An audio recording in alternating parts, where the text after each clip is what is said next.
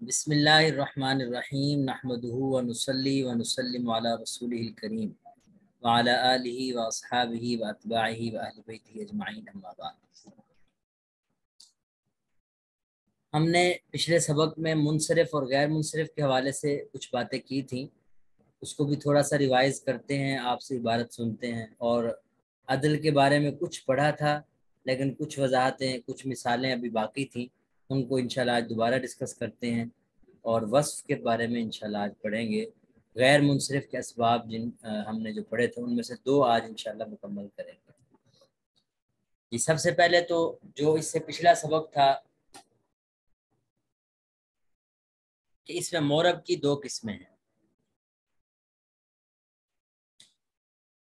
اس میں نا میں ایک بات آپ میں سے شاید کسی نے پوچھی تھی یا پھر سپہر کے سیشن میں سے کسی نے پوچھی تھی کہ ہم نے اس کو کہا جا رہا ہے نا کہ منصرف کو اس میں متمکن بھی کہا جاتا ہے۔ آپ سب کو نظر آ رہی ہے یہ عبارت؟ وَيُسَمَّى الاسم المتمکن، نظر آ رہا ہے؟ جی سر، جی سر۔ اس میں جی سر آ رہا ہے۔ سوال یہ ہوتا ہے کہ پھر ہم اس میں مورب کو بھی تو اس میں متمکن کہتے ہیں، تو یہاں کیا صرف منصرف اس میں متمکن ہے؟ تو کافی ڈھونڈا ہے میں نے، اس جگہ پہ کسی نے کوئی بات اس طرح کی لکھی نہیں کہ، لیکن ایک جگہ مجھے ملا، وہ یہ کہ اس میں متمکن کی 2 قسمیں ہیں۔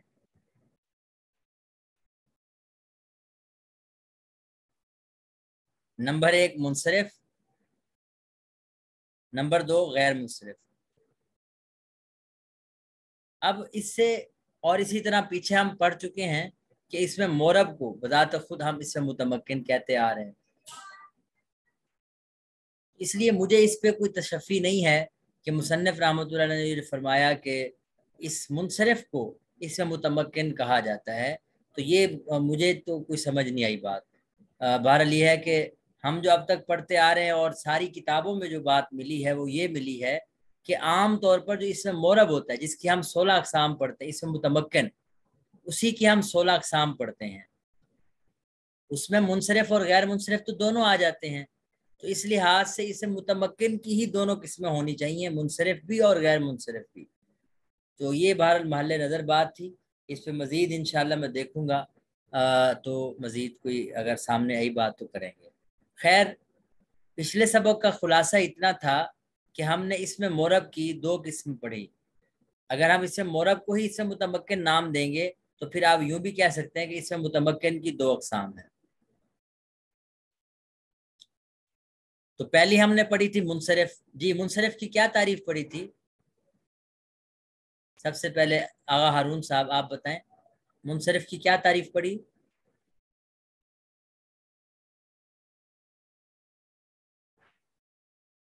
جی، منصرف جو غیر منصرف مطلب اس میں اعراب چینج ہوتے ہیں، نہیں منصرف وہ اس سے متمکن منصرف کون سا ہوتا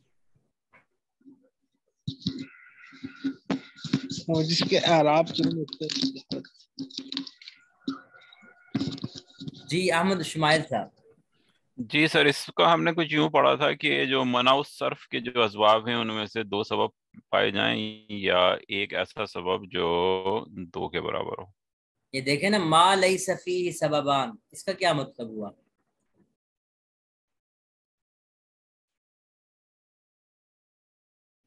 یعنی کہ اس میں 2 سبب نہ ہوں۔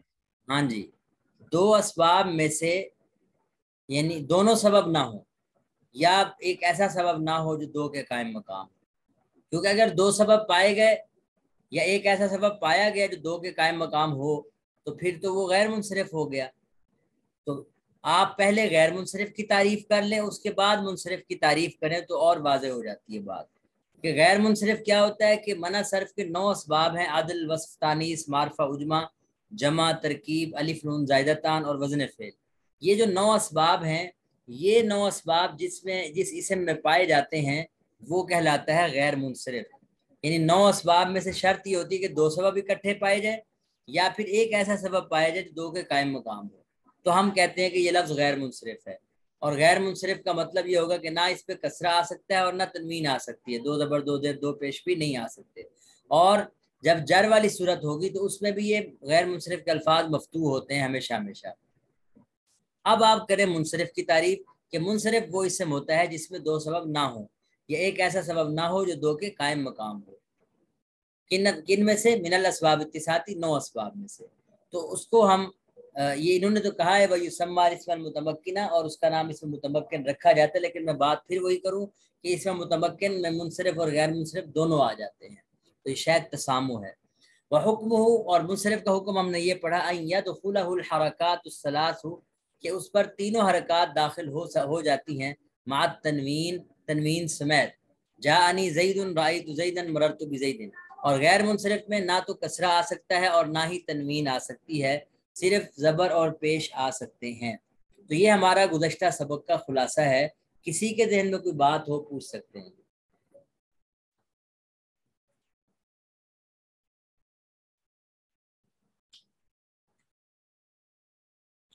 جی جواز صاحب، جی استاد جی، کیا حال ہے؟ خیریت ہے؟ جی الحمدللہ۔ آپ یہ عبارت پڑھیں آگے، پھر بغیر منصرف نہیں، بلکہ یہ تو ہو چکی ہے، اما العدل سے پڑھیں، اما العدل۔ اما العدل فهو تغیر اللفظ من صيغة الأصلية دوبارہ إلى پڑھیں، فہو صيغته تغیر اللفظ، من صيغته الأصلية جی إلى صيغة أخرى جی، تحقيقا وتقديرا۔ تحقیقاً او تقدیرا، جی آگے۔ ولا يجتمع مع وزن فعل اصلا، جی ويجتمع مع العلمية جی كعمر وزفر، جی جی ومع الوصف كثلاثة ومثلثة وأخرى وجمعة۔ جمعہ، ماشاء اللہ۔ تو اس بارے میں ہم نے کچھ باتیں تو پہلے کی تھی کہ عدل ہوتا کیا ہے اور عدل کا مطلب کیا ہے، لیکن آج تھوڑی سی وضاحت ہم مزید پھر کر دیتے ہیں۔ عدل، پہلے تو یہ سمجھیں کہ عدل کا ہمیں ضرورت کیوں پڑ گئی۔ باقی اسباب تو سمجھ آتے ہیں نا، کہ وصف ہو، وصفی معنی ہو۔ اسی طرح آگے جائیں گے تو تانیث کے حوالے سے آپ کو سمجھ آئے گی کہ تانیث کے علامت موجود ہوتی ہے، معرفہ ہونا، علم ہونا، یہ ساری چیزیں سمجھ آتی ہیں، لیکن عدل کو کیوں اختیار کیا جاتا ہے؟ جی کوئی بتائیں گے؟ سر یہ ایک جگہ میں نے پڑھا تھا کہ یہ جس کی کوئی بات سمجھ نہیں نہ آتی جی تو اس کو عدل میں ڈال دیا جاتا ہے۔ چلیں یہ آپ نے صحیح پڑھا ہے۔ اس کو ہم یوں کہہ سکتے ہیں کہ آپ نے دیکھا کہ اہل عرب کسی لفظ کو غیر منصرف پڑھ رہے ہیں، کوئی لفظ غیر منصرف پڑھ رہے ہیں، اس کا کیا مطلب ہے کہ وہ اس پہ کسرہ اور تنوین نہیں لگاتے۔ ٹھیک ہے جی، مثال کے طور پر ہم نے دیکھا کہ عمر کا جو لفظ ہے اس کو وہ غیر منصرف پڑھ رہے ہیں، ظفر کے لفظ کو وہ غیر منصرف پڑھ رہے ہیں۔ اور ہم نے جب جستجو اور تلاش کی کہ یہ عمر میں کیا اسباب ہیں جن کی وجہ سے وہ ان کو غیر منصرف پڑھ رہے ہیں، تو ہم نے دیکھا کہ عمر میں تو صرف ایک ہی سبب نظر آ رہا ہے، وہ ہے علم ہونا۔ ظفر میں بھی ایک ہی سبب نظر آ رہا ہے، علمیت یا علم ہونا، اور دوسرا کوئی سبب ہمیں نظر نہیں آ رہا۔ میری بات سمجھ آ رہی ہے؟ ایسے وہ تمام الفاظ جن کو اہل عرب غیر منصرف پڑھتے ہیں اور ان میں ایک سبب ہمیں نظر آ رہا ہوتا ہے، دوسرا سبب نظر نہیں آ رہا۔ اسی طرح میں ثلاث اور مثلث کو بھی اسی میں شامل کرتا ہوں، ثلاث مثلث، اہل عرب ان کو بھی غیر منصرف پڑھتے ہیں۔ ان میں ہمیں جو وجہ نظر آ رہی ہے، ایک وجہ تو واضح ہے، وہ کیا ہے جی؟ وصف ہونا، وصفی معنی ہونا۔ تو ان کے علاوہ ہمیں دوسری سبب، دوسرا وجہ ہمیں نہیں مل رہی۔ تو پھر جو اہل یعنی نحو ہیں، اہل فن ہیں، انہوں نے یہ کہا کہ ہم اس میں پھر فرض کر لیں گے کہ ان میں دوسرا سبب کیا ہے، ان دونوں میں، بولے جی؟ عدل ہے عدل. جی. دوسرا سبب کیا ہے جی؟ عدل ہے. یہاں تک بات کلیئر ہو گئی کہ جب کبھی آپ کسی لفظ کو اہل عرب کو دیکھیں گے وہ غیر منصرف پڑھ رہے ہیں، چاہے وہ علم ہے چاہے وصف ہے، اور اس میں آپ کو صرف ایک سبب نظر آ رہا ہے، دوسرا سبب نہیں مل رہا، تو آپ دوسرا سبب کیا فرض کریں گے؟ سر ناانصافی کرتے ہوئے بھی عدل کہیں گے اس کو؟ نہیں، نا انصافی نہیں ہوگی، انشاءاللہ انصاف ابھی ہو جاتا ہے. تو دوسرا سبب ہم فرض کر لیں گے کہ جی عدل ہے.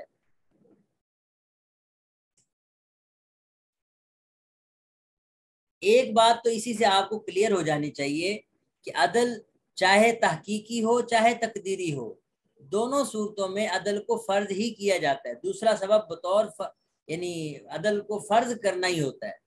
اب اگلی بات کہ عدل تحقیقی کا کیا مطلب ہے، عدل تقدیری کا کیا مطلب ہے. بعض لوگ اس غلط فہمی میں ہوتے ہیں کہ عدل تحقیقی کا مطلب یہ ہے کہ وہ ہمیں فرض نہیں کرنا پڑتا، اور عدل تقدیری کا مطلب یہ ہے کہ وہ ہمیں فرض کرنا. یہ مطلب بالکل نہیں ہے عدل تحقیقی اور عدل تقدیری کا. عدل تحقیقی کا مطلب یہ ہے کہ جب ایک لفظ اپنے اصلی صیغہ سے دوسرے صیغے کی طرف منتقل ہو جائے، چلا جائے، اور اس پر کوئی شواہد خارج میں موجود ہوں، کوئی قرینہ کوئی دلیل ہمیں نظر آ رہی ہو، تو ہم کہیں گے یہ عدل تحقیقی ہے. اور عام طور پر یہ وصف میں یہ عدل تحقیقی جو ہے وہ وصف کے ساتھ جمع ہوتا ہے. اچھا، اگر ہمیں کوئی خارج میں دلیل بھی نظر نہ آئے، کوئی قرینہ بھی نظر نہ آئے کہ ہم نے یہاں عدل کیوں فرض کیا، یعنی ایک صیغے کا دوسرے صیغے سے نکلنا یہ جو فرض کیا اس پر کوئی ہمیں خارج میں دلیل بھی نہیں مل رہی، تو اس کا مطلب وہ عدل تقدیری ہے. اور عام طور پر عدل تقدیری کس کے ساتھ جمع ہوتا ہے جی؟ علم کے ساتھ. عدل تحقیقی کس کے ساتھ جمع ہوتا ہے؟ وصف کے ساتھ. وصف کیا ہوتا ہے یہ ابھی ہم انشاءاللہ تھوڑی دیر میں بات کرتے ہیں. عام آسان الفاظ میں یہی سمجھ لیں کہ وصف کا مطلب ہے صفت. اب ذرا اس کے ترجمہ ہم کرتے ہیں، کوئی الجھن ہو تو آپ نے مجھے بتانا ہے. اما العدل، بہر العدل فہوا، بس وہ تغیر اللفظ، تغیر کا یہاں مانا خروج ہو، کہ کسی لفظ کا نکلنا من صیغتہ الاصلیۃ، اپنے اصلی صیغہ سے، الی صیغۃ اخری، کسی دوسرے صیغہ کی طرف، تحقیقاً او تقدیراً، خواہ وہ صیغے کا نکلنا دوسرے صیغے سے تحقیقی طور پر ہو یا تقدیری طور پر ہو. مطلب میں نے سمجھا دیا کہ اگر کسی صیغہ سے دوسرا صیغہ نکلا اور وہ اس پر کوئی دلیل ہمارے سامنے موجود ہے، اس کا مطلب یہ ہے کہ وہ عدل تحقیقی ہے. اگر اس کے نکلنے پہ کوئی دلیل موجود نہیں ہے تو یہ عدل تقدیری کی مثال ہوگی. اب دو تین باتیں اس میں واضح ہیں، وہ مزید اس میں کرنی پڑیں گی، وہ آپ ذہن میں رکھ لیں کہ ایک صیغہ دوسرے صیغہ سے نکلا ہوا ہو، اس میں یہ شرط ہے کہ کوئی قاعدہ قانون نہ ہو. اس میں صرفی اور نحوی قواعد کے مطابق اگر ایک لفظ دوسرے لفظ سے نکلا ہے تو وہ عدل شمار نہیں ہوگا، وہ قواعد کی وجہ سے ایک صیغہ دوسرا صیغہ بنا ہے. ہم جو بات کر رہے ہیں کہ اس میں اب عمر اور ظفر کو فرض کرتے ہیں کہ یہ عمر عامر سے نکلا، ظفر ظافر سے نکلا، تو یہ جو ہم نے کہا کہ عمر عامر سے آیا ہے، اس کا کوئی قاعدہ، کوئی قانون، کوئی وجہ نہیں ہے. بغیر کسی وجہ کے، بغیر کسی قاعدے کے ہم فرض کر لیتے ہیں کہ عمر عامر سے نکلا ہوا ہے، اور اس پر چونکہ ہمارے پاس خارج میں کوئی دلیل بھی نہیں ہے اس لیے ہم اس کو عدل تقدیری کہہ دیتے ہیں. اور ثلاث اور مثلث کے بارے میں ہم کہتے ہیں کہ ثلاث کا معنی بھی تین ہے، لفظ ایک ہے، معنی دو ہیں، تکرار ہے. تو اس کا مطلب اگر معنی میں تکرار ہے تو یہ بذات خود کسی لفظ کے تکرار پر دلالت کر رہا ہے کہ ثلاث کا اصل معنی پھر ثلاثتن ثلاثتن ہے. تو یہ خارج میں جو قرینہ ہے، معنی، مفہوم، تو یہ بتا رہا ہے کہ ثلاث اور مثلث جیسے الفاظ ثلاثتن ثلاثتن سے نکلے ہیں. تو اب یعنی یوں سمجھ لیں کہ صیغہ یہ ثلاث جو ہے ثلاثتن ثلاثتن سے نکلا ہے، اس کا کوئی قاعدہ صرفی اور نحوی نہیں ہے. بغیر کسی قاعدے کے یہی کہہ رہے ہیں کہ ہم فرض کر لیتے ہیں ثلاث جو ہے یہ دوسرا سبب اس کا جو ہے وہ ثلاثتن ثلاثتن سے نکلنا ہے، اور اس پر قرینہ بھی موجود ہے، دلیل بھی موجود ہے. اسی وجہ سے ہم اس کو عدل تحقیقی میں لے جاتے ہیں. اس عبارت سے متعلق اگر کسی کا کوئی سوال ہو تو پوچھ سکتے ہیں. جی سر یہ دلیل کیسے موجود ہے؟ کیا دلیل ہوئی؟ جی میں بتاتا ہوں. اہل عرب جب ثلاث کا لفظ بولتے ہیں نا تو اس کا مفہوم وہ لیتے ہیں 3-3. اردو میں تو ہم یہی کہیں گے نا 3-3, لیکن اہل عرب اس کو کیا کہیں گے؟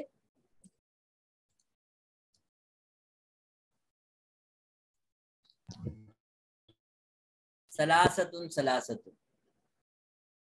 جیسے ہمیں اردو میں بھی ضرورت پڑتی ہے 3-3 4-4 5-5, مثال کے طور پر 3-3 گروپ کی شکل میں آؤ, 4-4 گروپ کی شکل میں آؤ. تو یہ الفاظ اگر ہم عربی میں کہنے ہوں تو ہم کہیں گے جی جاؤ, وہ میرے پاس آئے ثلاثہ 3-3 ہو کر. جاؤ, وہ میرے پاس آئے مثال کے طور پر ثلاثہ 3-3 ہو کر آئے. تو اب یہ جو ثلاثہ ہے اس کا مطلب مفہوم کیا ہے جی؟ 3-3. اس کے مفہوم میں تکرار ہے. اگر معنی اور مفہوم میں تکرار ہو تو یہ الفاظ کے تکرار پر دلالت کرتا ہے. یہ قرینہ اور دلیل ہے ثلاث کے ثلاثتن سے نکلنے کی. مسلط کی بھی یہی دلیل ہے. جی احمد بھی سمجھ آ گئی؟ جی سر, تو دلیل کا مطلب بس یہ ہوا کہ کوئی مثال موجود ہو. جی قرینہ قرینہ قرینہ, ٹھیک ہے. خارج میں کوئی قرینہ موجود ہے. لیکن بات وہی ہے, یہاں بھی ہم نے عدل کو فرض کیا ہے. دوسرے سبب کو کیا کیا ہے ہم نے؟ ہمیں اہل عرب سے جب سنا کہ ثلاث کو اور مثلث کو اور جمعہ کو اخرو کو غیر منصرف پڑھ رہے ہیں, کوئی واضح دلیل ہمارے پاس ایک کے اور کوئی نہیں تھی. ایک سبب تو ہمیں نظر آ رہا تھا, دوسرا سبب نہیں مل رہا تھا. تو فرض تو ہم نے تمام مثالوں میں عدل کو فرض ہی کیا ہے.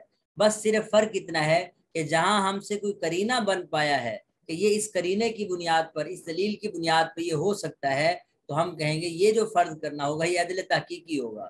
اور جو جہاں کوئی قرینہ نہ بن پائے تو ہم کہیں گے یہ عدل تقدیری ہے. امید ہے کہ یہ عدل کی بات آپ کو کچھ نہ کچھ سمجھ آ گئی ہوگی. جی جواز صاحب, آپ کو اس بارے میں کامنٹ کرنا چاہیں؟ سر جی یہ میرا خیال ہے یہ صاحب کتاب کو اینڈ میں رکھنا چاہیے. ساری چیزیں پڑھی ہو نا, پھر یہ بڑے اچھی طرح سمجھ آ جائے. انہیں شروع میں رکھ کے کنفیوز کر. یہ بات بھی ہے, لیکن یہ جس کی درس نظامی میں جس لیول پہ آتی ہے یہ چیز, تو اس سے پہلے ایک مرتبہ گزر چکی ہوتی ہیں یہ چیزیں, اس لیے بھی ظاہر ہے. بہرحال آپ پہلی مرتبہ پڑھ رہے ہیں اس لیے تھوڑا سا کنفیوژن تو ہوگی. سر یہ جو باقی 3 لفظ ہیں مثلث, اخررا اور جمعہ, اس کو بھی کیا اس کو پڑھنا ضروری ہے یا ابھی چھوڑ دیں اس کو؟ یعنی اس کی بھی کچھ ڈیٹیل بتا دیں اگر نہیں, میں بتا رہا ہوں, ابھی ہم نے صرف ثلاث اور مثلث کی ڈیٹیل بیان کی تھی اور اس کو پڑھا تھا. ٹھیک ہے جی. اچھا, اس سے پہلے میں اس کی طرف آتا ہوں, لیکن یہ دیکھیں ولا یجتمع مع وزن الفعل اصلا, اس کے حوالے سے بات یہ کرنا چاہ رہے کہ عدل جو ہے, آپ نے 9 اسباب پڑھے, ان میں ایک سبب وزن فعل ہے. ایک سبب کیا ہے جی؟ وزن فعل. وزن فعل کا مطلب یہ ہے کہ کوئی لفظ فعل کے اوزان میں سے کسی وزن پر آئے, تو یہ اور ہو اسم لیکن فعل کے اوزان میں سے کوئی وزن آ جائے. جیسے مثال کے طور پر احمد صاحب ہیں ہمارے, احمد شمائل صاحب. اب ان کا جو وہ ہے نام ہے وہ کیا ہے بولیں جی, کون سے وزن پر ہے؟ متکلم کے سیغے پر ہے. واحد متکلم کا سیغہ جو ہے یہ وہ وزن ہے, تو فعل کا وزن ہے. تو اس میں ایک سبب جو ہے یہ فعل کا وزن ہونا بھی ہے, اور دوسرا سبب اس میں علم ہونا ہے. تو یہ لفظ غیر منصرف ہے احمد. تو خیر, لیکن جو عدل ہے, عدل وزن فعل کے ساتھ جمع نہیں ہو سکتا, یہ بات کرنا چاہ رہا ہے. اس کی وجہ میں نے اس دن بتائی تھی کہ وزن جو عدل کے اوزان ہیں وہ 6 ہیں, اس سے زیادہ نہیں ہیں. وہ کون کون سے ہیں؟ پہلا وزن کیا ہے؟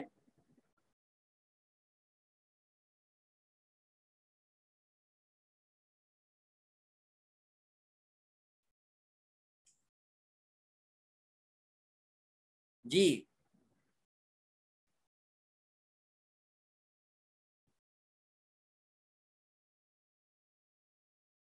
جی اسکرین نظر آ رہی ہے جی؟ لأن اوزان العدل محصورۃ بالاستقراء فی 6, کہ عدل کے جو اوزان ہیں وہ 6 ہیں, اور وہ کون کون سے ہیں یہ بھی ذرا دیکھ لیں.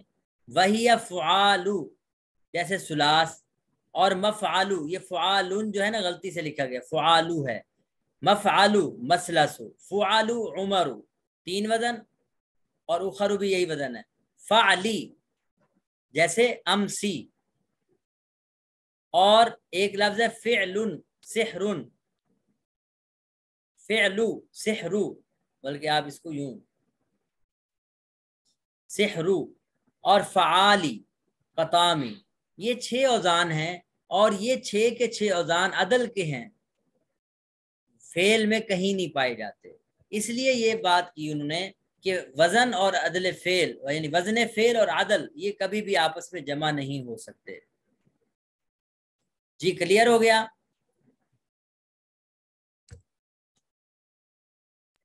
جی سر۔ اچھا ایک اور بات میں نے کی ابھی تھوڑی دیر پہلے، وہ بھی دوبارہ سن لیں کہ عدل تحقیقی کس کے ساتھ جمع ہوتا ہے؟ وصف کے ساتھ۔ اور عدل تقدیری جس میں ہمیں کوئی قرینہ بھی نہیں ملتا، وہ کس کے ساتھ جمع ہوتا ہے؟ علم کے ساتھ۔ یہ بات بھی آپ ذہن میں رکھ لیں گے۔ اب بات کرتے ہیں اخرو اور جمعو کی۔ یہ بھی جواد صاحب کے بقول یہ باتیں ذرا تھوڑی سی تفصیلی ہو جائیں گی، لیکن پھر بھی میں اپنی طرف سے چونکہ اس کی وضاحت یہاں ہے، مطلوب ہے، تو میں کر دیتا ہوں۔ اخرو یہ جمع ہے اخرا کی، کس کی جمع ہے جی؟ اخرى۔ اخرا جو ہے یہ مؤنث ہے، مؤنث اس میں تفضیل ہے، کس کا؟ آخرو سے۔ کس سے جی؟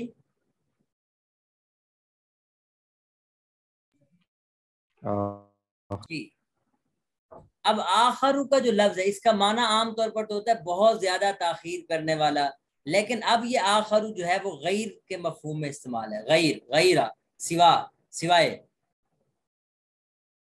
اور آپ نے اگر نہیں پڑھا تو ہم نے دروس اللغہ میں پڑھا تھا کہ اسم تفضیل کا استعمال آپ نے یہ پڑھا تھا کہ یا تو من کے ساتھ ہوتا ہے یا مضاف الیہ کی شکل میں، یعنی اضافت کے ساتھ، آسان لفظ۔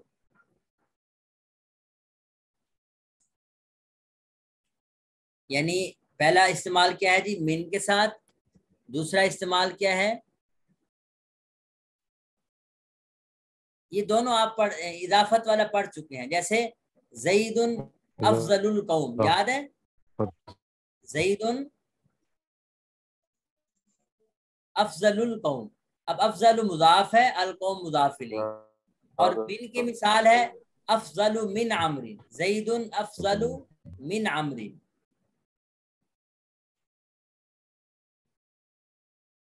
اور تیسرا استعمال اس کا ہوتا ہے کہ الف لام کے ساتھ استعمال ہو جائے، یعنی الافضل۔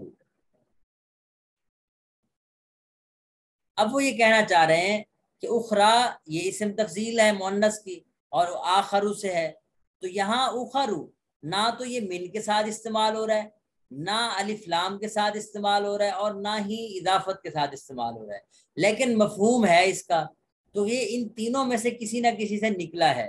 تو بعض حضرات تو کہتے ہیں کہ یہ آخر من سے نکلا ہے، اور بعض کہتے ہیں الآخر سے نکلا ہے۔ اضافت کو اس میں وہ شامل نہیں کرتے، کیونکہ اضافت کے لیے بھی کچھ کنڈیشنز ہوتی ہیں، تو انہوں نے کہا کہ وہ شرائط نہیں پائی جاتی۔ وہ شرائط کیا ہوتی ہیں وہ انشاءاللہ اضافت کے چیپٹر میں ہم کریں گے۔ یہاں اتنا ذہن میں رکھیں کہ بعض حضرات کہتے ہیں کہ یہ اخرو کا جو لفظ ہے یا تو یہ آخر من سے نکلا ہے یا پھر کس سے نکلا ہے جی؟ الآخر سے نکلا ہے۔ وجہ اس کی کیا ہے؟ وجہ اس کی یہ ہے کہ یہ اخرا اس میں تفضیل کا مؤنث کی جمع ہے، اور اخرا اسم تفضیل ہے آخرو کی، تو آخرو کا استعمال ان تینوں کے بغیر ممکن نہیں، تو لازماً بات ہے کہ پھر اخرو کا استعمال بھی ان تینوں میں سے کسی ایک کے ساتھ یا دو کے ساتھ ہوگا۔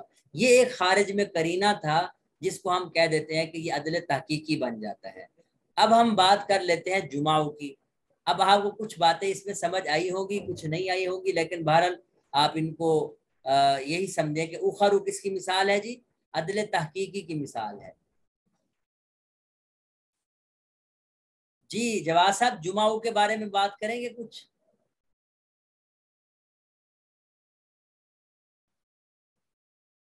ہاں جی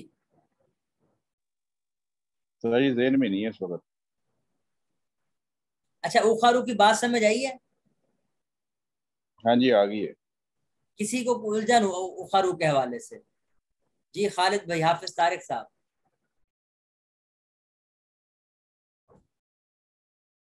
खालिद भाई आप जी बयान सर करें। ये जी सर इसमें सर ये सादा सा फार्मूला कर सकते हैं कि जो अलम होगा अगर, तो फिर हम उसको अदले कह देंगे, अदले तकदीरी है, वरना वो अदले तहकीकी बना के तो उसमें कोई करीना दरियाफ्त कर लेंगे, बस वस्फ होगा तो। नहीं, आप सवाल पूछ रहे हैं या यानी ये अलम तो नहीं है ना? हाँ, ये अलम तो नहीं हो सकते ना उखारू। मैं से वो अलम तो नहीं, अलम नहीं है तो फिर वस्फ है, वस्फ है तो फिर तहकीकी होगा, बस जी अदले जी। तहकीकी, उसमें कोई करीना होगा।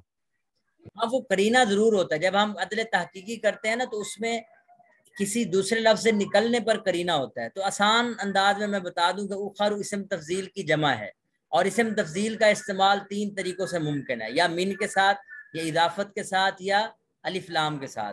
तो इजाफत के साथ तो यहाँ मुमकिन नहीं है, इसलिए बाकी 2 तरीकों में से ये निकला हुआ है। बस यही कहना है कि ये उखरू का लफ्ज या तो अल आखरू से निकला है या आखरू मिन से निकला है।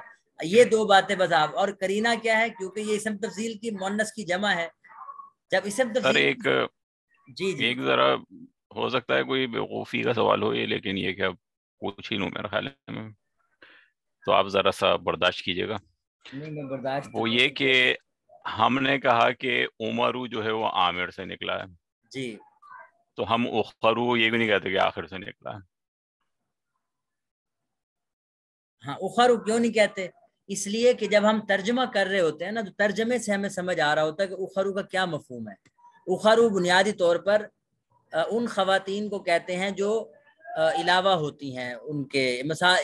मैं चूंकि यहाँ वजाहत कर चुका हूँ, आखरू का असल तर्जमा तो होता है बहुत ताखीर करने वाला, ठीक हो गया। लेकिन बाद में इसका माना हो गया गैर, गैर वाला मफहूम हो गया। तो अब जब इसकी जो मुन्नस है उखरा, वो भी इसी से मैं कहता हूँ जी, ये खातून जो है वो दूसरी हैं, उसके अलावा हैं जो पहले आई थी, तो उसका मफहूम हम उखरा से अदा करेंगे। मेरी बात क्लियर हो रही है कि उखरा का क्या तर्जमा होता है? गैर, गैरू, गैरुल मरआ, जो पहले खातून आई थी ये उसके अलावा है। मैं फिलहाल आप ज़हन में रख लें कोई मिसाल। अब जब इसकी यानी जमा बनानी हो कि खवातीन आई हैं, ये खवातीन अलावा हैं उन खवातीन के जो पहले आई थी, तो उसका मफहूम हम किससे अदा करेंगे? उखरू से। किससे अदा करेंगे जी? जी अहमद भाई। उखरू से। तो ये मफहूम हमें समझा रहा है कि ये उखरू को आप आखिर से नहीं निकाल सकते। आखिर यानी जैसे आमिर आपने बना दिया, वो हमने फर्ज कर लिया यानी अपनी तरफ से ही कि उमरू का कोई हमें नजर नहीं आ रहा कि कहाँ से निकले, चलें जी आमिर से निकाल दिया, जुफर जाफिर से, और उस पर हमारे पास कोई दलील भी नहीं है, इसलिए हम हर चीज उसमें फर्ज करते चले जाते हैं। लेकिन तो यहाँ सर जी जी। इसका मतलब ये हुआ कि जब तक लफ्ज की तहकीक ना हो आपके पास, जी जी, तो आप यानी अंदाजा नहीं लगा सकते। बिल्कुल बिल्कुल आप सही कह रहे हैं। और लेकिन आप आसान अंदाज में इतना तो कह सकते हैं ना कि ये वस्फी माना पाया जा रहा है और इसमें अलम है। उमर और जुफर ये अलम है, नाम है, तो उनमें आप डायरेक्ट कहेंगे अदल तकदीरी है, और इनमें हमें ये भी नहीं पता कि किस लफ्ज से हम इसको निकालें। तो जो अहले फन एक लफ्ज फर्ज कर देते हैं, जी चलें जी आप यही मान लें उमर आमिर से, जुफर जाफिर से निकला है, तो हम फिर मानते चले आएंगे। लेकिन कुछ अल्फाज ऐसे हैं उनमें वस्फी मफहूम होता है, सिफत का मफहूम होता है। जैसे उखर का ये लफ्ज है, या जुमा का जो लफ्ज है, जुमा का माना जमा होने वाली, जुमाओं का क्या माना होता है? जमा होने वाली है। जमा होने वाली, ये भी वही जमा या जम, आप अब बात करेंगे इंशाल्लाह इस पे। तो ये सारे के सारे जो वस्फी मफहूम रखते हैं, उनमें हम कोई ना कोई करीना हमें मिल रहा होता है, वो मानवी लिहाज से ही मिल रहा होता है, उस लफ्ज की तहकीक करनी पड़ती है। ये आपकी बात ठीक है, तभी हमें वो करीना भी नजर आता है और हम ये कहते हैं कि ये अदल तहकीकी की मिसालें हैं। चलें, उखरू के बारे में तो मैंने कुछ वजाहत कर दी, और जुमाऊ के बारे में मैं बात कर रहा था कि जुमाऊ असल में क्या था जी। जी, ये भी इसी तरह, एक मिनट मैं दोबारा ज्वाइन करता हूँ ये।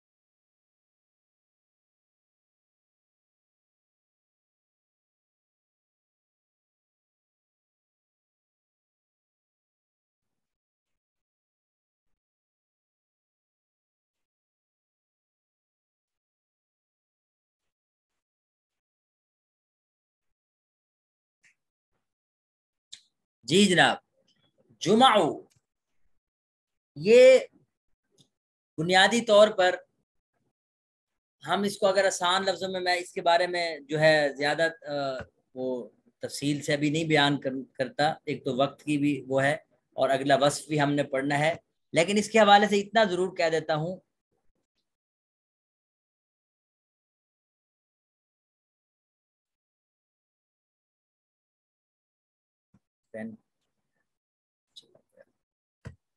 ایک منٹ جی، جمعو کا لفظ جو ہے یا تو جمعاؤ یا پھر جمعاوات، ان دو لفظ سے نکلا ہے۔ جمعو کا لفظ کس سے نکلا ہے جی؟ جمعاؤ یا جمعاوات سے نکلا ہے۔ اس کی کیا وجہ ہے؟ میں اس کو ذرا یعنی تھوڑا سا مفہوم کے ساتھ بیان کر دوں کہ آپ کے سامنے جب یہ لفظ جمعو ہے یہ وصفی مفہوم رکھتا ہے، جمع ہونے والی یا جمع کرنے والی، تو یہ بھی مؤنث کے لیے استعمال ہوتا ہے۔ اب مؤنث کی جو اس میں تفضیل ہے، یا اس میں تفضیل کہہ لیں یا وصفی مفہوم ادا کرنے والے جو الفاظ ہوتے ہیں وہ دو طریقے سے ہوتے ہیں۔ ایک وہ الفاظ ہیں جیسے احمر کا لفظ ہے، آپ نے احمر کا لفظ سنا ہوگا۔ احمر کا معنی کیا ہوتا ہے جی؟ سرخ، سرخ، یعنی کہ سرخ مرد۔ اس کی جو جمع ہے یعنی مؤنث ہے وہ کیا بنتی ہے؟ حمراء۔ کیا بنتی ہے جی؟ حمراء۔ اچھا ایک اور لفظ ہے اس کی مثال جیسے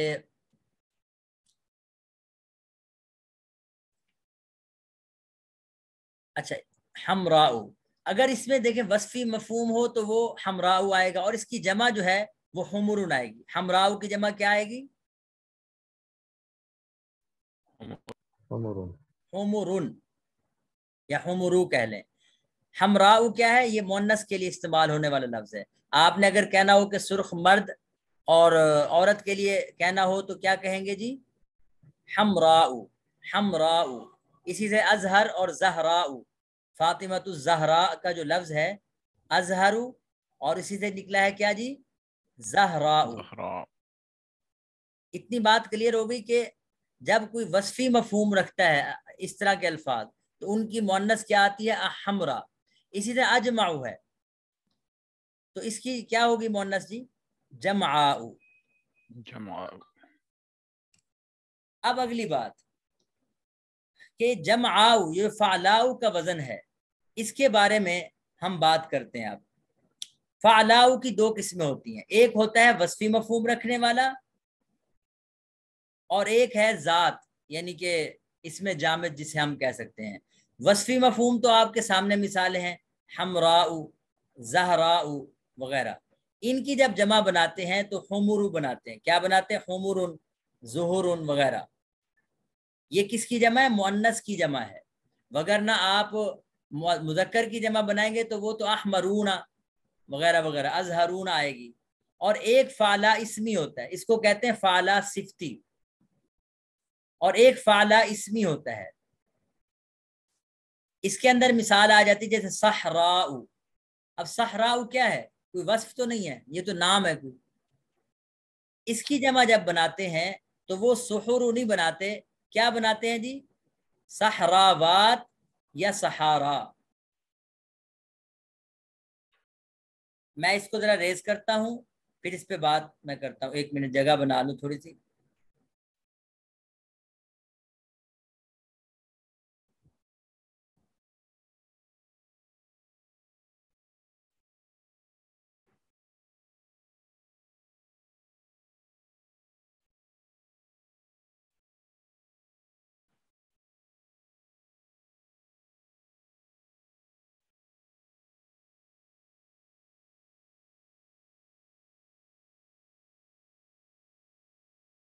جی تو فعلا کی کتنی قسمیں ہیں جی؟ دو قسمیں ہیں، اسمی اور صفتی۔ جی اسمی کا مطلب کیا ہوگا؟ کوئی نام ہے، جیسے صحرا کا لفظ ہے تو اس کی جمع کتنے طریقوں سے آتی ہے جی؟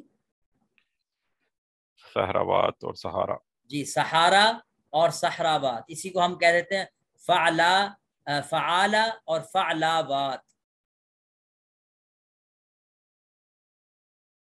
اور جو فعلا اس صفتی ہے جیسے حمرا، اس کی جمع کیا آئے گی جی؟ حمر. اور یہاں کیا لفظ ہے جی یہاں کیا لفظ ہے؟ جمعو، جو کہ ہم کہتے ہیں جی جمعاؤ کی جمع ہے. اب جمعاؤ کے بارے میں دونوں امکان ہے، یا یہ اسمی ہے یا پھر صفتی ہے. اگر اسمی ہوگا تو پھر اس کی جمع کیا ہونی چاہیے تھی؟ آپ بتائیں جی، جمعاؤ کی جمع کیا ہونی چاہیے تھی؟ اگر جمعات، جی جمعات ہونی چاہیے تھی یا جماع ہونی چاہیے تھی. اور اگر صفتی ہو تو پھر کیا ہونی چاہیے تھی جمع اس کی؟ جمعون. جمعون، یعنی میم کے پیش کے ساتھ، میم کے زبر کے ساتھ نہیں، جمعون ہونی چاہیے تھی. اور یہاں کیا ہے جی؟ جمعو. تو یہی ایک قرینہ ہے. ہم کہتے ہیں دیکھیں آپ خود کہہ رہے ہیں جمعو جمع ہے جمعاؤ کی، جو کہ مؤنث کے لیے لفظ استعمال ہوتا ہے. تو ہم پڑھ چکے ہیں کہ جو جمعاؤ کی جمع یا تو جماع یا جمعاوات یا جمعون ہو سکتی ہے، جمعو نہیں ہو سکتی، جمعون ہو سکتی ہے، جمعو نہیں ہو سکتی. تو ہم پھر یہی کہیں گے آپ اگر اس کو اس کی جمع کہیں گے تو یہ قرینہ ہوگا اس بات کی کہ یہ جمعو کے الفاظ ان تینوں میں سے کسی ایک سے نکلے ہیں، یا جماع یا جمع یعنی جمعاوات یا پھر جمعون، ان تینوں میں سے کسی ایک لفظ سے یہ ماخوذ ہے. تو گویا یہ قرینہ مل گیا ہمیں اس بات میں کہ جمعو اس کا جمعون سے یا جمعاوات سے یا جماعات سے نکلنے کا، کہ ایک سیگا جمعو کا سیگا نکلا ہوا ہے جمعون سے، جمعاوات سے یا جماعات سے. اور قرینہ یہی ہے کہ یہ جمعو جو ہے یہ جمعاؤ کی جمع ہے. اور یہ کون کہہ رہا ہے؟ یہ سبھی کہہ رہے ہیں کہ جمعو کا مفہوم ہے جمع ہونے والی یا جمع کرنے والی خواتین. تو ظاہر ہے وہ ترجمے کے لحاظ سے بھی جمعاؤ کی جمع ہی بنتی ہے. تو میری ساری بحث کا خلاصہ یہ ہے کہ جمعو جو ہے یہ الفاظ خود بتا رہے ہیں کہ ہم یا تو جمعون سے نکلے ہیں یا جماعات سے نکلے ہیں یا جمعاوات سے نکلے. جب اس طرح کا کوئی قرینہ آپ کو مل جائے تو آپ کہیں گے یہ عدل تقدیری ہے. تو یہ عدل کی جب بحث کی جاتی ہے طلباء کے سامنے، ان مثالوں کی وضاحت زیادہ نہیں کی جاتی، یہ وضاحت زیادہ کافیہ میں کی جاتی ہے تاکہ لیول کے حساب سے وہ کی جائے. بس اتنا کہہ دیا جاتا ہے کہ بھی اخر جمع، یہ جو اخر جو ہے عدل تحقیقی ہے، چونکہ وصف کے ساتھ عدل تحقیقی جمع ہوتا ہے، اور جمعہ بھی جو ہے یہ عدل تحقیقی کی مثال ہے.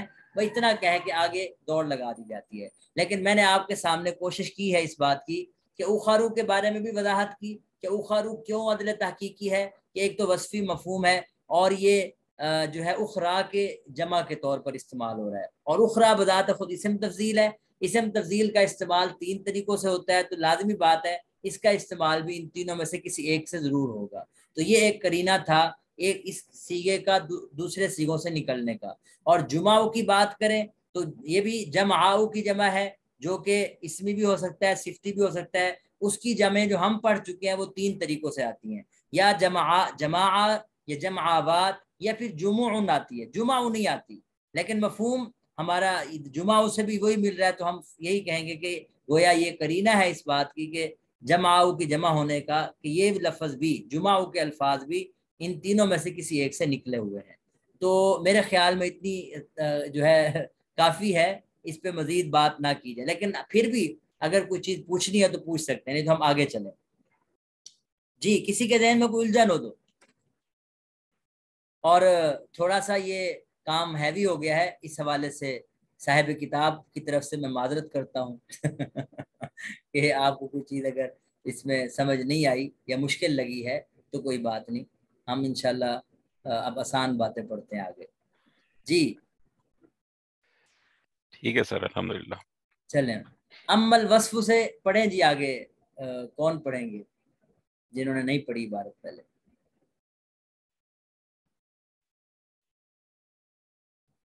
ہاں جی امل وصف.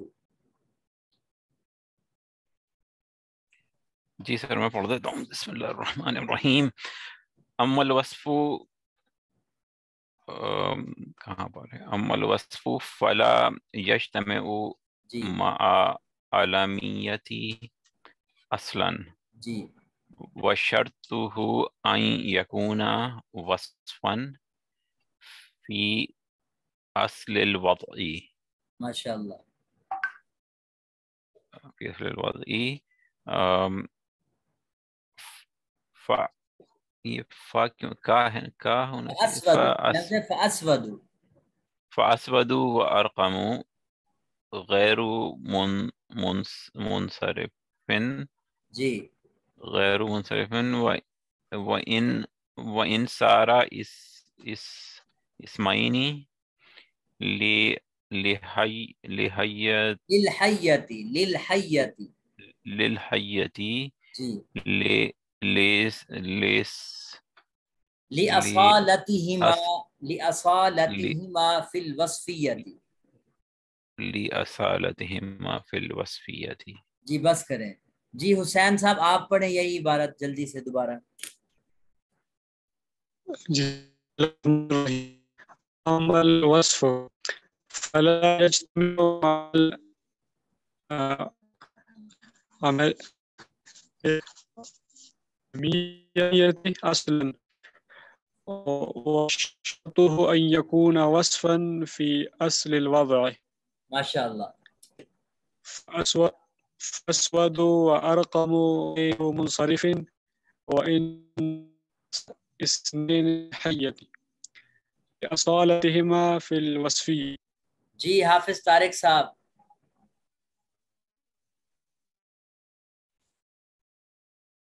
خالد ولی اللہ صاحب آپ پڑھ دیں.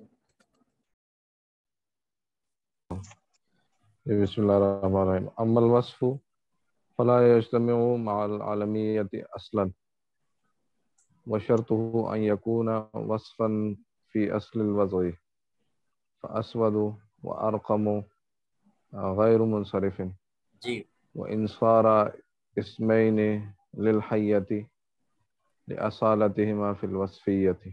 جی چلیں آگے بھی ہے تھوڑی سی عبارت. جی آپ پڑھ دیں خالد بھی آگے بھی. جی سر. واربع فی قولک مررت بنسوۃ اربعین. جی اربعی اربعین بھیا منصرف اربعین ہی پڑھیں گے پہلے اربعین. بھی اور یہاں بھی اربعین پڑھیں گے کیونکہ منصرف ہے نا یہ. جی مررت بنسوۃ اربعین منصرف مع انه صفۃ جی مع انہ ووزن الفعل جی لعدم الاصالۃ فی الوصفیۃ. جی بالکل. جی آغا ہارون صاحب آپ بھی پڑھ دیں آپ کی بھی یعنی ہو جائے.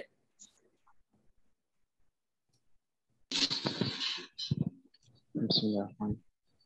اما ثانی یہ اربعون سے پڑھیں اربعون سے.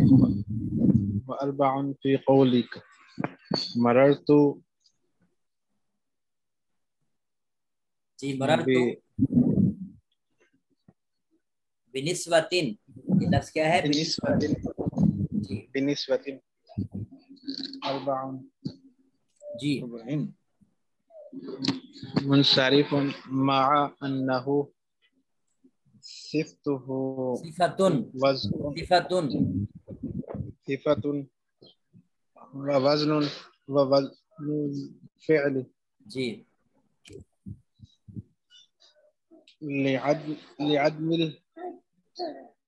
الإصالة اصالتی عدم جو ہے مضاف پر ہے اور اصالتی مضاف الیہ ہوگا. لعدم فی الوصف الإصالة في الوصف فی الوصفیۃ. جی حافظ طارق صاحب. جی سب. واربع فی قولک مررت بنسبۃ اربعین منصرف مع انه صفۃ ووزن الفعل جی لعدم الاصالۃ فی الوصفیۃ. جی ماشاء اللہ. یہ اصالتی متصف ہے یا اصالتی؟ ہاں جی، فعالتن کا وزن ہے یہ، اصالت. اصالت جو ہے وہ پھر باب افعال ہو جائے گا لیکن مادہ بدل جائے گا، وہ اور چیز ہو جاتی ہے. یعنی اس میں آپ کو تھوڑی سی وضاحت چلنے کاری دوں. اصالت جو ہے یہ فعالتن کا وزن ہے. یہ کون سا وزن ہے جی؟ فعال. اس میں حروف اصلی کیا کیا ہوں گے؟ حمزہ، صاد اور لام. ٹھیک ہے جی. اور اصالت پر ہم کہیں گے تو اس میں حروف یہ وزن بنتا ہے. اصل میں تھا یہ اس کی طرح ہے، اقالتن کی طرح.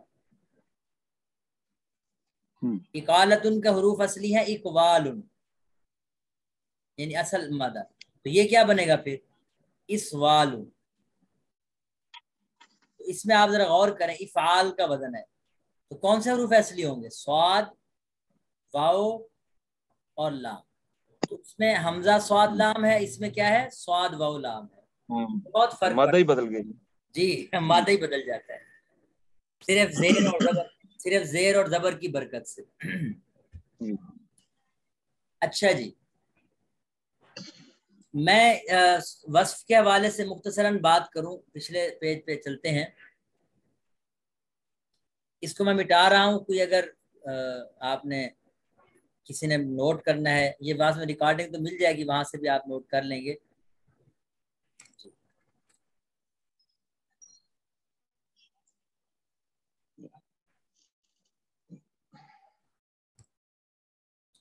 جی بسم اللہ. وصف کا معنی بنیادی طور پر تو یہ ہے کہ صفت ہونا، خوبی بیان کرنا وغیرہ.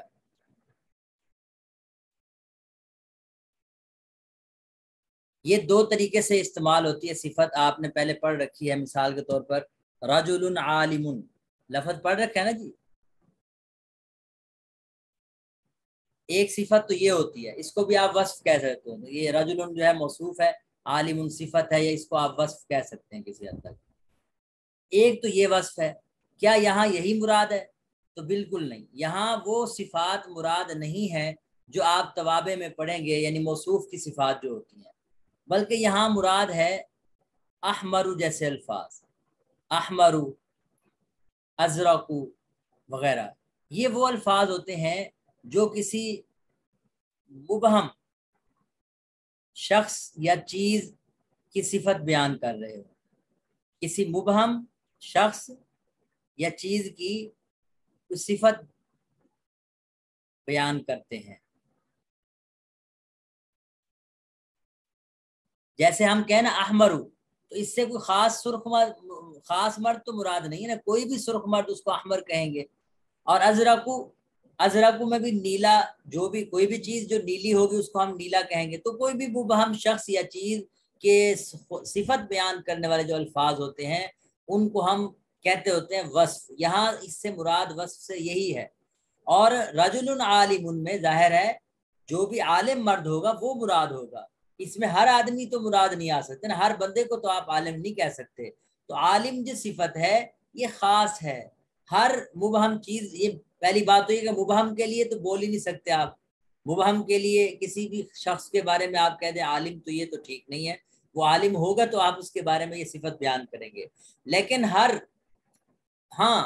یعنی جو احمر کا لفظ ہے اس کو آپ مبہم طور پر سرخ مرد، نیلی چیز، کوئی بھی اس طرح کی جو اس صفت کے حامل ہو، آپ اس کے بارے میں یہ کہہ سکتے ہیں.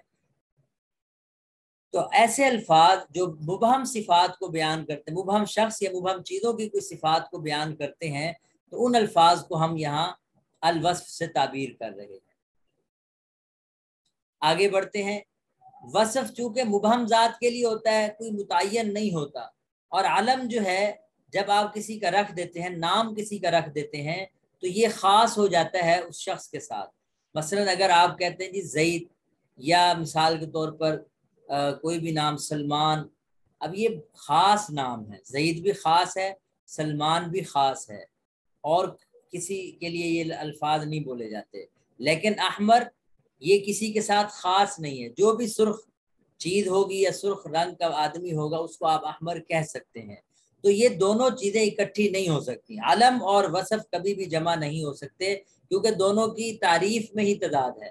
علم کہتے ہیں خاص شخص یا خاص چیز یا خاص جگہ کو، اور جو وصف ہے وہ تو ہے ہی مبہم.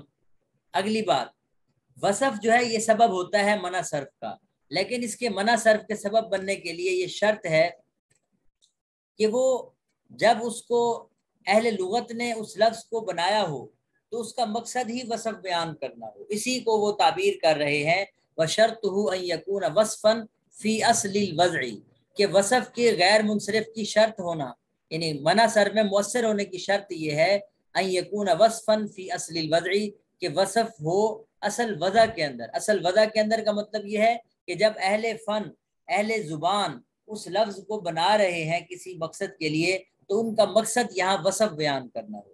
بعد میں وہ لفظ چاہے کسی کا نام پڑ گیا ہو لیکن وہ بہرحال وصفی شمار ہوگا اور وہ غیر منصرف ہوگا.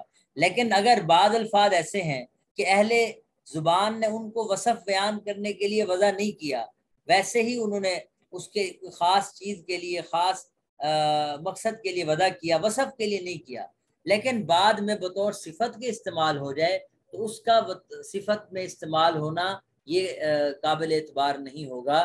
ہم صرف ان الفاظ کو لیں گے جن کو اہل زبان نے شروع سے ہی اصل وضع ہی ان کی وصف کے لیے کی تھی. تو یہ مطلب ہے ان یکون وصفا فی اصل الوضع. ایک بات یہاں عبارت کے ترجمے میں ذرا ترجمہ کرتا ہوں تو آپ کو اسی سے واضح ہو جائے گی. اما الوصف، بہر الوصف، فلا یجتمع، یہ یجتمع کے اندر ہوا ضمیر ہے جو وصف کی طرف لوٹ رہی ہے، بس یہ وصف نہیں جمع ہوتا مع العلمیتی، علم کے ساتھ، اصلا بالکل. وشرطہ، اب یہ ہو ضمیر جو ہے اس کا ترجمہ ہم کیا کرتے ہیں اور ابھی سے آپ ذہن میں رکھیں، اگلے اسباب بھی آ رہے ہیں. ہو ضمیر کا ترجمہ کریں گے اور وصف کے منع صرف میں مؤثر ہونے کی شرط یہ ہے. ہو ضمیر کا مرجع تو وصفی ہے، لیکن ترجمہ یہ کریں گے کہ وصف کے منع صرف میں یعنی غیر منصرف ہونے میں مؤثر ہونے کی شرط یہ ہے کہ وہ وصف فی اصل الوضع، اصل وضع میں ہونا چاہیے. کیا مطلب؟ کہ اہل زبان جب اس کو وضع کر رہے ہوں، بنا رہے ہوں، تو ان کا مقصد وصف بیان کرنا ہو، چاہے بعد میں کسی کا نام پڑ جائے. اب اسی پر فا جو ہے تفریعیہ ہے، یعنی تفریع قائم کر رہے ہیں، نتیجہ قائم کر رہے ہیں. وہ نتیجہ کیا ہے کہ یہ جو اسود اور ارقم کے الفاظ ہیں یہ غیر منصرف ہوں گے. اگرچہ اب اسود اور ارقم دونوں جو ہے سانپوں کے نام پڑ گئے ہیں، کہ اسود بھی سانپ کو کہتے ہیں جو کالا سانپ ہوتا ہے، سیاہ سانپ ہوتا ہے، جس میں آپ کوئی بھی یعنی شیش ناگ یا کوئی بھی اس طرح کا جو کالی یعنی چمڑی والا ہو. اور ارقم جو ہے چت کبرا سانپ. چت کبرا سانپ کا مطلب ہے بھورے رنگ کا، یا اس میں وہ جو داغ پڑے ہوتے ہیں اس طرح کا سانپ جس کی جلد کے اوپر، اس کو میں کیا نام دوں، لیکن چت کبرے کا لفظ استعمال ہے. اور بھی بھورا کلر کہہ لیں، یا پھر جس میں یہ ڈبے ڈبے بنے ہوتے ہیں اس کو کیا تعبیر کر سکتے ہیں ہم؟ پیٹرن کہتے ہیں سر انگریزی میں. اچھا چلے اردو میں اگر کسی کے ذہن میں آئے تو ارقم جو ہے یہ اب اسود اور ارقم دونوں سانپوں کے نام ہو گئے ہیں. لیکن جب اہل زبان نے ان الفاظ کو وضع کیا تھا وہ تو کالے اور چت کبرے کو جو دھاری دار چیزیں ہوتی ہیں، جس میں مختلف دھاری دار کہہ رہا ہوں، جو مختلف دھاریاں ہوتی ہیں، مختلف کلرز ہوتے ہیں، اور وہ جو ہے ارقم اور اسود کو ان کے لیے وضع کیا تھا. اگرچہ بعد میں نام پڑ گئے ہیں لیکن اب بھی یہ بطور وصف کے معنی ہونے کی وجہ سے غیر منصرف استعمال ہوتے ہیں. لِأَصَالَتِهِمَا فِي الْوَصْفِيَّةِ، اس لیے کہ اہل فن نے، اہل زبان نے ان کو اصل میں وصف کے لیے ہی وضع کیا تھا.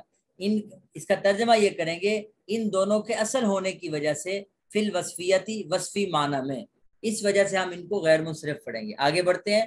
وَأَرْبَعٌ، اب اربع کا جو لفظ ہے اہل زبان نے تو اس کو وضع کیا ہے 3 اور 5 کے درمیانی عدد کے لیے. 3 اور 5 کے درمیانی عدد کے لیے اربع کے لفظ کو وضع کیا ہے.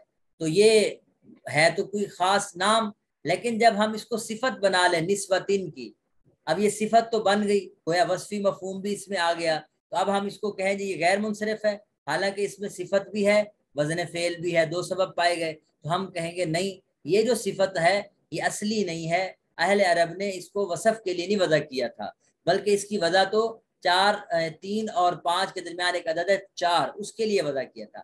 اب اگر یہ کسی وجہ سے بطور وصف کے صفت کے استعمال ہو رہا ہے تو اس کو اس وجہ سے ہم غیر منصرف نہیں شمار کریں گے۔ تو یہی کہنا چاہ رہے ہیں اربعین فی قولک، اور اربع کا لفظ آپ کے قول مررت بنسبۃ اربعین میں یہ منصرف ہے، کیوں؟ مع انہ صفت و وزن الفعل، باوجود اس کے کہ یہ صفت بھی ہے وزن فعل بھی ہے، لیکن بہرحال یہ منصرف ہے، کیوں؟ لعدم الاصالۃ فی الوصفیۃ، وصفی معنی ہونے میں اصل نہ ہونے کی وجہ سے۔ تو یہ وصف کا خلاصہ، یہ 2-3 باتیں میں گزارش کروں۔ ایک تو وصف سے کیا مراد ہے، یہ میں نے آپ کو بتانے کی کوشش کی ہے۔ تو جی کیا مراد ہے وصف سے؟ جی جواد صاحب، کیا اس سے مراد وہ صفت ہے جو کسی لفظ کے بعد آتی ہے؟ نہیں ساری کوئی مبہم چیز۔ ہاں جی، اس سے مراد جیسے احمر جیسے الفاظ ہیں جو کسی بھی مبہم فرد یا مبہم چیز کے یعنی وصف کو بیان کرتے ہیں۔ دوسری بات میں نے یہ گزارش کی کہ وصف علم کے ساتھ جمع نہیں ہو سکتی۔ کیوں نہیں ہو سکتی؟ جی حسین بھائی،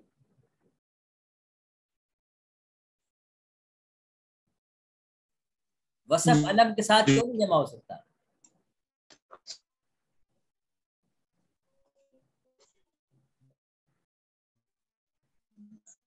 جی میں نے اشارہ کر دیا ہے، جی کوئی اور بتانا چاہیں بتا سکتے ہیں۔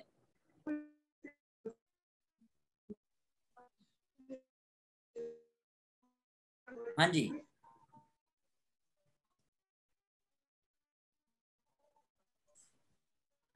جی احمد بھائی آپ بتا دیں۔ سر پھر یہ متعین ہو جائے، مبہم نہیں رہے گا۔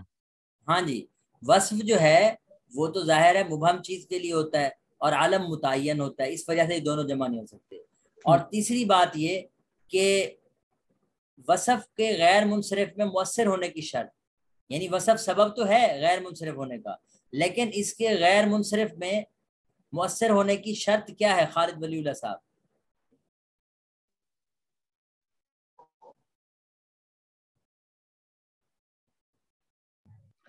جی سر، اس کی شرط یہ ہے کہ وہ اصلی اصلاً اسی کے لیے وضع کیا گیا ہو۔ ہاں جی، یعنی اہل زبان نے اس کو صفت بیان کرنے کے لیے ہی وضع کیا ہو، تو اگرچہ وہ بعد میں کسی کے نام بھی پڑ گئے ہوں تب بھی نام بن جائے، جیسے ارقم اور اسود کے الفاظ ہیں تو ان کو ہم بہرحال کیا پڑھیں گے جی؟ غیر منصرف پڑے گا۔ اور اربع کے لفظ کو کیوں منصرف پڑھیں گے حالانکہ اس میں وصف بھی ہے وزن فعل بھی ہے؟ کیونکہ یہ اس کام کے لیے وضع نہیں ہوا، ہاں جی، یعنی یہ ہمارا آج صفت کا کے لیے۔ سبق ہے جی بالکل۔ اگر کسی کے ذہن میں کوئی سوال ہے تو پوچھ سکتے ہیں جی۔ 2-3 سوال ہیں جی جواد صاحب۔ جو ساری 2-3 سوال ہیں۔ ہاں جی پوچھیں۔ ایک تو ساری پچھلے صفحے پہ کریے گا، اس سے بھی پیچھے کسی پہ جی۔ ساجی یہ آپ نے کافی تفصیل سے ماشاءاللہ بتایا یہ بخارو اور جمعو کا۔ ہاں جی تو یہ دونوں الفاظ جو ہے نکلے مؤنث سے ہیں۔ ہاں جی تو جو تانیث مانوی ہے وہ ہاں بھی تو جی ایک اپنی ذات پر خود منع صرف کا ایک ہے، تو ان کو اس کی وجہ سے کیوں نہیں غیر منصرف بنایا گیا اس میں؟ کیونکہ ہم عدل تو ادھر ڈھونڈیں گے نا جی جب ہمیں کوئی چیز نہیں مل رہی۔ یہ تو دونوں مؤنث ہیں، تو مؤنث ہونے کے ناطے مؤنث ہو گئے ساتھ وصف ہو گیا، تو ان کو تو غیر منصرف ویسے ہو جانا چاہیے۔ تو یہ اس ایک وجہ سے یہی روک لیں جواب میں آپ کو یہاں سے یہ دیکھیں، میں نے پیج اوپن کیا ہے اگلا جہاں سے آگے سبق پڑھیں گے۔ امت تانیث بالتاء فشرطه ان يكون علما وكذلك المانوی، تانیث مانوی ہو یا تانیث لفظی ہو ان کے لیے غیر منصرف میں مؤثر ہونے کی شرط یہ ہے کہ وہ علم ہو۔ اخر اور جمعہ جو ہے یہ علم نہیں ہے، یہ وصف ہیں، وصف علم کے ساتھ جمع نہیں ہو سکتے، اس لیے یہاں جو تانیث ہوگی وہ اس انداز سے مؤثر نہیں ہو پائے گی کہ ہم اس کو سبب بنا پائیں غیر منصرف کا۔ جی اور سوال کریں۔ دوسرا سوال یہ ہے ساجی، جو مشتقات جو ہوتے ہیں جیسے اسم فاعل، اسم مفعول اور اسم تبدیل وغیرہ، جی جی یہ وصف ہیں کہ علم ہے؟ یہ وضع تو یہ وصف کے لیے نہیں کیے گئے، جیسے احمد ہوا ہے जी जी अहमद भाई का नाम जैसे अहमद हुआ है, वजह तो ये मतलब ज्यादा हमद बयान करने वाला, जी जी। ये तो ये वजह तो वसफ नहीं है। हम्म। लेकिन किसी का अगर नाम रख दिया जाए तो फिर ये अलम बनेगा। हाँ हाँ वैसे इसमें तो ये इसमें थोड़ी कंफ्यूजन है। हाँ, ये कन्फ्यूजन आपको अच्छा है कि ये काफिया के लेवल की बात है, लेकिन चले मैं यहाँ कर देता हूँ। एक तो वसफ के लिए वजह किया गया लफ्ज, जैसे अहमद है, उसका नाम हमने रख दिया, ठीक है, चाहे वो, अब हम जब नाम रखते हैं ना किसी का, तो ये नहीं देखते कि वो उसमें वो खूबी है भी कि नहीं। अब अहमद शुमाइल साहब हैं, अहमद नाम है, तो पता नहीं ये तारीफें करते भी हैं ज्यादा कि नहीं करते, लेकिन नाम रख दिया। इसी तरह मिसाल के तौर पर किसी का असवद नाम रख दिया, उसके ये लिहाज किए बगैर कि वो काला है या नहीं, बसा औकात वो चिट्टा होता है। अब जैसे आम तौर पर मशहूर है कि हज़रत बिलाल रजी अल्लाह तआला तो हबशी थे, लेकिन अब बिलाल जो है ऐसे भी हैं जो सफ़ेद हैं। ये मुराद यहाँ नहीं है किसी वसफ का नाम रखना, बल्कि किसी वसफी लफज का नाम पड़ जाना, वो इससे मुराद वो है कि असवद जो सांप का नाम पड़ा है वो इसी वजह से पड़ा है कि वो उसमें स्याही थी, उसके स्याह होने की वजह से उसका नाम असवद पड़ गया है। और अरकम में जो सांप का नाम अरकम रखा गया है वो उसमें वसफ मौजूद था, बस उसका अलमियत, इसको कहते हैं इसम का गलबा हो जाना। वसफी माने के साथ साथ किसी लफ्ज में इसम का गलबा हो जाना, ये माने नहीं है। लेकिन अगर आप किसी का नाम ही रख देते हैं और उसमें वसफी माने का एतबार नहीं करते, जैसे अहमद नाम रख दिया या कोई और नाम रख दिया, वो वाला लफ्ज जो है फिर उसमें हम, क्योंकि वो तो वसफ और अलम बिल्कुल अलग अलग चीजें है ना, अलम और वसफ आप कह रहे हैं जमा नहीं हो सकते, तो यहाँ जो हम नाम रखेंगे तो वो अपने वसफी माना से बिल्कुल निकल जाता है। और असवद और अरकम के मामले में आप ये कहेंगे कि ये वसफी माना से बहरहाल निकला नहीं है, हाँ वो सांप का के साथ खास होने की वजह से किसी हद तक इसमियत गलबा यानी अलमियत का गलबा हो गया है, कि अब वो उन सांपों के साथ खास हो गए हैं जो काले हैं, अब उनमें वसफी माना भी पाया जा रहा है, उसके बावजूद वो उनका नाम रख दिया गया, इसमियत में गलबा, अलमियत में गलबा आ गया है। हम जो नाम रखते हैं वो इसका लिहाज नहीं करते कि वसफी मफहूम को देखें। मेरे ख्याल में क्लियर हो गया होगा कि यहाँ जी वसफ जी से ये मुराद यानी अलम होना, अलम से मुराद वो नहीं है जो हम नाम रख देते हैं बगैर वसफ का एतबार किए, वो नाम तो सिरे से अलम हो जाएंगे और वो वसफ के माने हैं, वो कभी भी वसफ के साथ जमा नहीं हो सकेंगे, उनके लिए हमें और ही सबब तलाश करना पड़ेगा। इसलिए हम कहते हैं अहमद में एक सबब वजन फेल है, एक सबब अलमियत है, वसफ नहीं कहते हम। अच्छा, लेकिन अगर कोई वसफी लफज ऐसा है कि उसके साथ उसी वसफ के मफहूम को जहन में रखते हुए किसी चीज का नाम रख देते हैं, जैसे सांप काला था, अब नाम ही उसका असवद रख दिया, इसका मतलब इसमें वसफ किसी हद तक मौजूद है, हाँ अलमियत गलबा हो गई है, तो ये अलमियत का गलबा माने नहीं है उसको गैर मुनसरिफ बनाने से, और इसको हम बहरहाल गैर मुनसरिफ का सबब बनाएंगे और वसफ ही समझेंगे, अलम नहीं समझेंगे। जी तो आगे बेहतर है सर जी। अगला आखिरी सवाल सर जी, जी ये नहवी है, ये दो तीन दफा ये इधर आया है, यजतमिउ माल अलमियत। जी तो ये जो मा है ये ज़र्फ है ना, जी ज़र्फ है। तो ये मफूल फी ही होगा इधर।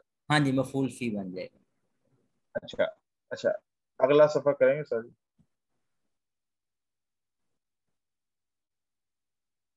अच्छा सर जी, इधर इधर मुनसरिफुन मा, जी अब पीछे जितनी दफा मा है उसके बाद मुजाफ इलैह आया है। जी इधर इधर पूरा जुमला है अन्नहु सिफातुन व वज़नुल फ़िल। हाँ जी, ये मतलब ये क्यों पूरा जुमला मा के बाद क्यों आ गया? तो ऐसा हो सकता है कि कभी कभी मुजाफ के बाद मुजाफ इलैह पूरा जुमला होता है और वो आप देख रहे हैं इन्ना नहीं इस्तेमाल हुआ, अन्ना इस्तेमाल हुआ है, तो दरमियान कलाम में जब हम इस्तेमाल करते हैं वो अन्ना इस्तेमाल करते हैं और वो मस्तर की तावील में होकर यानी मुफरद बन जाता है, तो अन्नहु सिफतुन व वज़नुल फ़िअली मा कौनी सिफतिन व वज़निल फ़िअल बन जाएगा। क्या बन जाएगा? मा कौनी सिफतिन व वज़निल फ़िअल, यानी कि कौन मस्तर है, कौन, हाँ, तो ये मस्तर के मफहूम में हो के यानी कि बन जाएगा। यानी कि अन्ना अन्ना जो है वो मस्दर के मफहूम में कर देता है, उस तरह यहाँ अन्ना भी कर देता جی جی بالکل، آپ یوں سمجھیں کہ انا اگر آپ مصدر نہ بھی سمجھ پائیں تو یہ کہہ دیں کہ وہ مفرد کی تعویل میں کر دیتا ہے، اکیلے لفظ کی تعویل میں کر دیتا ہے یہ ٹھیک ہے سر، جزاک جی بہت شکریہ آپ کے سوالات کا، اور باقی حضرات نے بھی ہمت کی ہے، سنتے رہے ہیں سبق، اللہ تعالیٰ جزائے خیر دے، اور آپ ان کو ذرا پڑھیں دوبارہ۔